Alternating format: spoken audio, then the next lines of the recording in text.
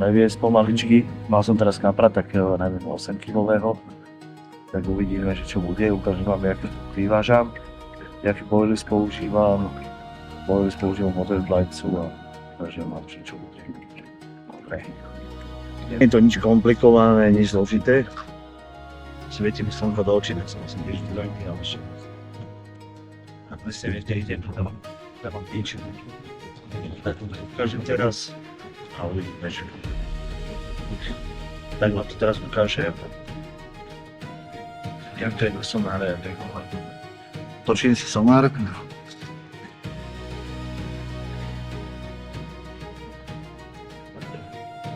Máte vystúpala. Vlastne mám taký bod na brehu. Tu 6,5.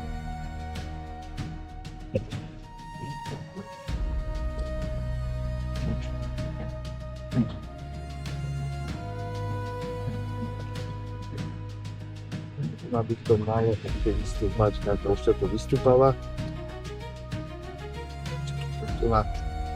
Tuto vlastne sa snažím chytať.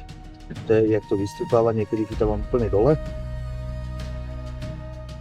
Ale teraz chytám tu nás, tak som mal aj 21,80, tak tu už to zase padá, pod tým sú ryby, to vidím. No nechcem to prenášať sem, lebo mi to bude rezať. Tak to dám radšej hore a bude to fajn. Táž, hovorím Dčko, toto je longshank. Dotočený, inline lovko potiahnem. To kremeničko. Tu veľký kremenič. To. Sonár, betón.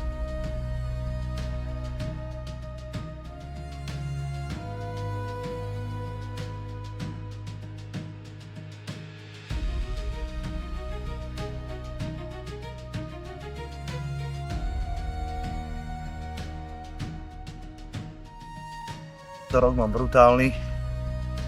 Mám ďalšiu rybu. To je 21 kg, to je krásny kapor. Nezabúdajte na jednu vec, čo je veľmi dôležitá. Je polievanie rýb v lete a polievanie podložky predtým, jak ju dáte do vody. Lebo tá ryba sa spáli. Spáli sa jej vlastne ten ochranný povrch, ten slis a môže na to chytiť v lese a následne ubiť. Tak na to treba dávať veľký pozor. Mám tu krásneho kapra. 21,80, to je brutálna ryba. Teraz zabral, ja neviem, čo neviem, koľko je 12 hodín, obede. Tretí deň som na rybách. Brutálny šupinač. Brutál, krásny. Mal som malých kaprov do 14 kg, ale toto je bomba. Bomba.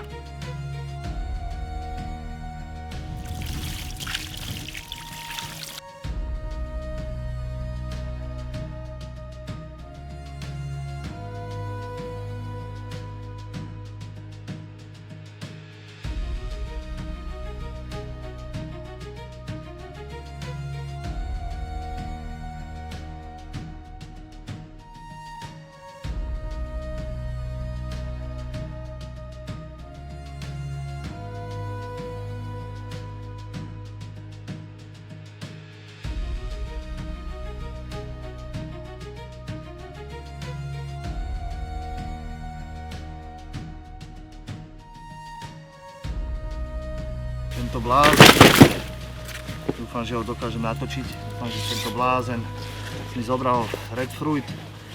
Není veľký, akože, ale tak hovorím, že keď už točím video, nech je. Pôjdem ho rýchlo pustiť.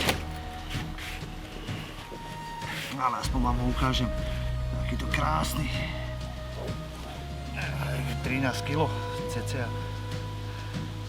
Krásny jamor, paráda. A mohol by zobrať ešte nejaký väčší. Kapra mám pekného. Ešte nejakého 16-17 kg, to by bolo super. Idem ho pustiť. Nech ho netrápim, lebo to je strašne náchylná ryba, keď robíte fotky. Ak robíte fotky, videa, fakt to urobte veľmi, veľmi rýchlo.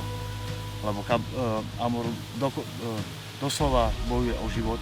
Tak nech není na slnku veľa, nech není, proste ho potrebuje strašne veľa kyslíku z vody. Tak poďme ho rýchlo pustiť.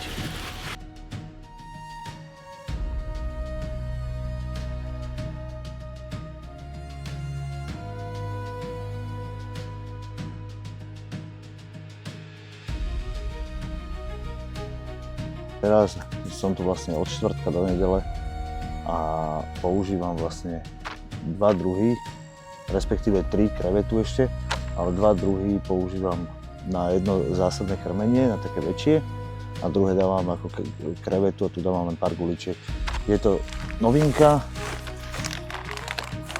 je to krmný boilies, sú 2 druhy, je jahoda, ja som zobral jahoda a krab.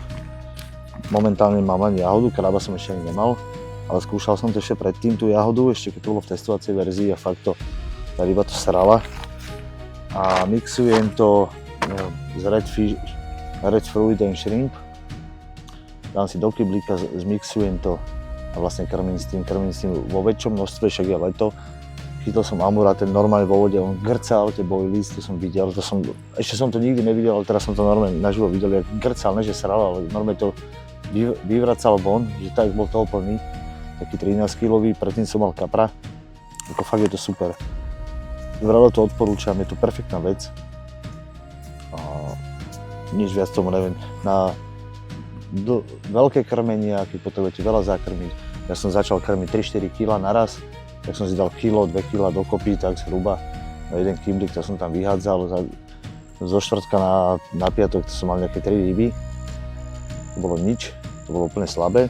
Celý deň som štvrtok nemal záber, alebo strašne nízky tlak, úplne tak dusno bolo, tak úplne nepríjemne, tak hovorím, že je to není dobré, ale večer sa to úplne uvoľnilo. Niekde pršalo, tu na nie, ale ten tlak sa uvoľnil. Do rána som mal nejakých 10 kaprov, potom o nejakej 10. to prestalo, o 12. som mal 21, zhruba 12 hodín bolo. Potom sa to znovu rozbehlo, mal som nejaké 3 alebo 4 ryby, potom aj toho amura, tak to bolo úplne super. No a uvidíme, čo bude, som do zajtra, tak sám som zvedavý, že čo bude, či budú ryby ešte brať, či bude dobrá noc, uvidíme. Ale verím tomu krmeniu, veľké ryby mi to serali, malé ryby mi to serali. Nielen teraz, aj predtým, čo som to skúšal, takže úplne som s tým spokojný. Perfektne to voní. Je tam asi kvalitná esencia, predpokladám, že určite, keď to robí Jožko. No a red fruit and shrimp, ten mi dal už toľko veľkých rýb tento rok, že ani neviem už koľko, ale veľa. Takže idem poprevážať, prichystať sa na večer a uvidíme, čo bude.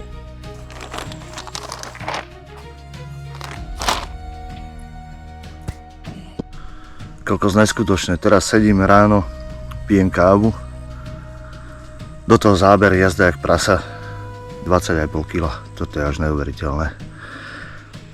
V noci som mal kapra, sumca, tak ja neviem, 90 cm meter. A už sa mi to nechcelo vyvážať, už hovorím, už mám toho plné zuby. Hovorím, hodím to sem pod breh, tu je taká hrana. Jak som to mal, ani som nemenil guličku, len som to tam hodil. Hovorím, však možno niečo príde, možno ne, že však šanca je vždy, keď je to vo vode. Kokos a brutál. Kokos úplne, že bomba. Teraz ráno došiel, vôbec som to nečakal. Druhú, čo mám vyvezenú, tak tam bol, že pip. Hovorím, že ty kokos, tam mám 30 gulu. Že no, že tam možno, že dojde nejaká väčšia ryba a zrazu jazda jak hovado. Kokos úplne 20,5 kg. Kokos. Za 3 noci 2 ryby cez 20, čo si blázen. Však to je úplne neuveriteľné. Tu je. Bordel mám akurát. Tu je fešerka. Ešte podberať takto. Kropsy. Státy nachystaný. Lajhátko. To bolo pre frajerku. Dobre. Fičím. Tak som zvedavý, že čo ešte príde, ešte mám pár hodín a uvidíme, no. Čaute.